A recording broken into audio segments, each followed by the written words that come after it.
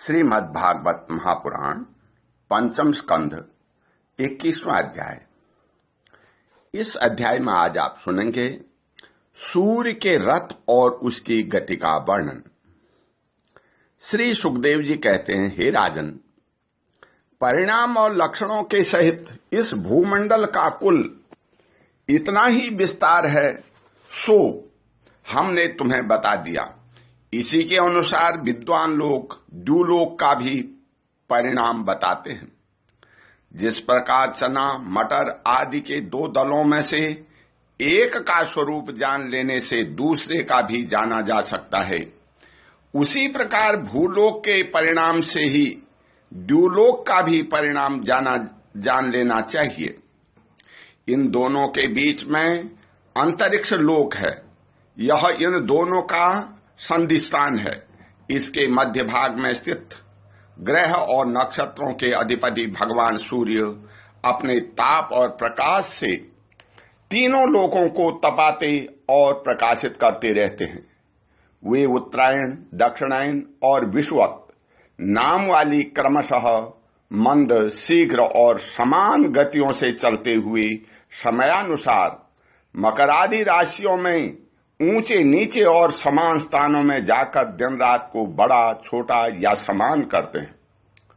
जब सूर्य भगवान मेष या तुला राशि पर आते हैं तब दिन रात समान हो जाते हैं। जब वृषादि 5 राशियों में चलते हैं तब प्रतिमास रात्रियों में एक एक घड़ी कम होती जाती है और उसी हिसाब से दिन बढ़ते जाते हैं। जब वृश्चिकादि 5 राशियों में चलते हैं तब दिन और रात्रि में इसके विपरीत परिवर्तन होता है। इस प्रकार दक्षिणायन आरंभ होने तक दिन बढ़ते रहते हैं और उत्तरायण लगने तक रात्रियां। इस प्रकार पंडित जी मान सरोवर पर्वत पर सूर्य की परिक्रमा का मार्ग 9 करोड़ 51 लाख योजन बताते हैं। उस पर्वत पर मेरु के पूर्व की ओर इंद्र की देवधानी, दक्षिण में यमराज की संयमिनी, पश्चिम में वरुण की निर्लोचनी और उत्तर में चंद्रमा की विभावरी नाम की पुरियां हैं। इन पुरियों में मेरु के चारों ओर समय समय पर सूर्योदय, मध्याह्न, सायंकाल और अर्धरात्रि होते रहते हैं। इन्हीं के कारण संपूर्ण जीवों की प्रवृत्ति या निवृत्ति होती है। हे राजन, जो लोग सुमेरु पर रहते हैं उन्हें तो सूर्यदेव सदा मध्याह्नकालीन रहकर ही तपाते रहते हैं।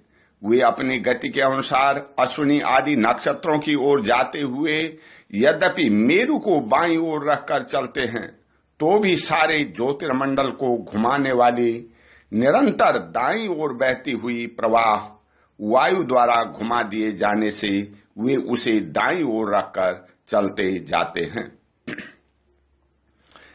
जिस पुरी की भगवान सूर्य नारायण उदय होते हैं उसके ठीक दूसरी ओर की पुरी में वे अस्त होते मालूम होंगे और जहां वे लोगों को पसीने पसीने करके तपा रहे होंगे उसके ठीक सामने की ओर आधी रात होने के कारण वे उन्हें निद्रावश किए होंगे।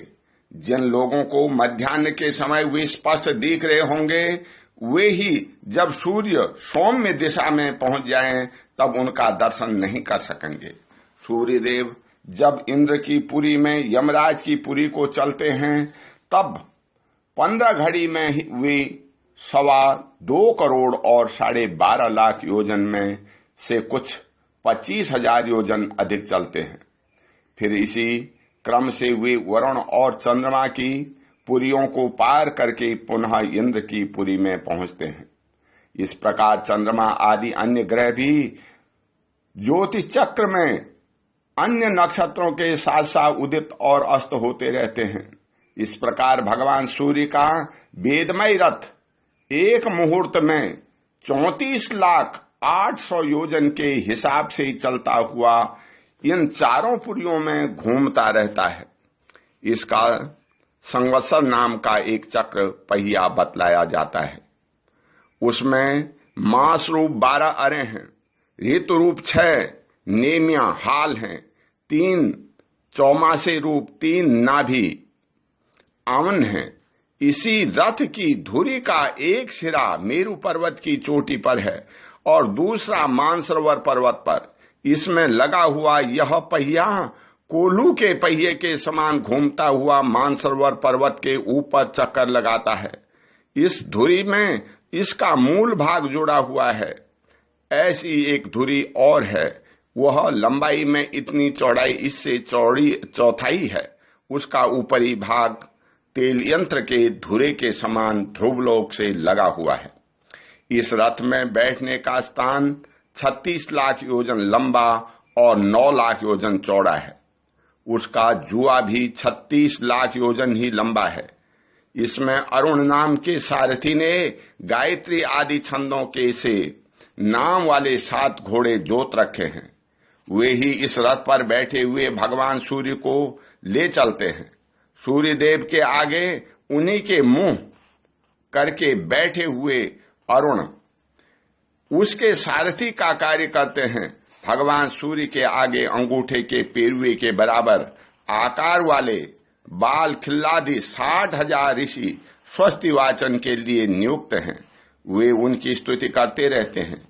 इनके अतिरिक्त ऋषि, गंधर्व, अप्सरा, नाग, यक्ष, राक्षस और देवता भी, जो कुल मिलाकर 14 हैं, किंतु जोड़े से रहने के कारण 7 गण कहे जाते हैं। प्रत्येक मास में भिन्न भिन्न नाम वाले होकर के अपने भिन्न भिन्न कर्मों से प्रत्येक मास में भिन्न भिन्न नाम धारण करने वाले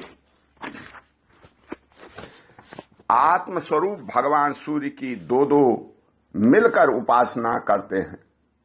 इस प्रकार भगवान सूर्य भूमंडल के 9,51,00,000 योजन लंबे घेरे में प्रत्येक क्षण में 2002 योजन की दूरी पार कर लेते हैं। ओम शांति। बोल श्री कृष्ण भगवान की जय।